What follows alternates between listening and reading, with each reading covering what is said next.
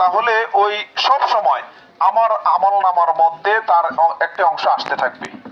আমি যদি মৃত্যুবরণও করি কিন্তু আমার ভোটের কারণে সে নেতা হওয়ার পরে একটা সিনেমা হল তৈরি করেছে, আর আমার মৃত্যুর পরেও যদি ওই সিনেমা হলে মানুষে গিয়ে সিনেমা দেখে, মানুষে যদি অশ্লীলতার মধ্যে বেহায়াপনার মধ্যে লিপ্ত থাকে,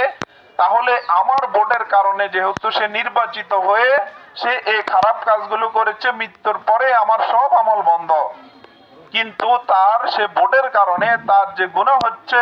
গুনার সুযোগ করে দেওয়া হচ্ছে আমার ভোট দিয়ে তাকে নেতা নির্বাচন করার কারণে আমার আমল নামার মধ্যেও তার একটি অংশ আসতে থাকবে বলে নাউজুবিল্লাহ। অতএব আমি মা বোনদেরকে আহ্বান করব এবং সতর্ক করব,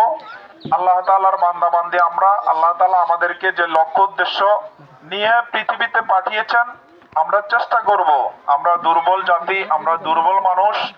আমাদের সে সাধ্য সামর্থ্য খুব বেশি নাই, এরপরে আমরা চেষ্টা করব অন্তত আল্লাহ তাআলার পক্ষে থাকবো, আল্লাহ তাআলার জমিনে আল্লাহ তাআলার দিন প্রতিষ্ঠার জন্য আমরা আমাদের সাধ্য সামর্থ্য অনুযায়ী কাজ করার চেষ্টা করব। প্রিয় মা ও বোনেরা, আমরা আজকে নিয়ত করব আল্লাহ তাআলার জমিনে আল্লাহ তাআলার দিন তথা ইসলামের আলোকে নিজে ব্যক্তি জীবন পরিচালনা করব, নিজের পরিবার পরিচালনা করব এবং রাষ্ট্রীয়ভাবে যেন ইসলামের আলোকে নবী করিম সাল্লাল্লাহু আলাইহি সাল্লাম যেভাবে রাষ্ট্র কায়েম করেছেন,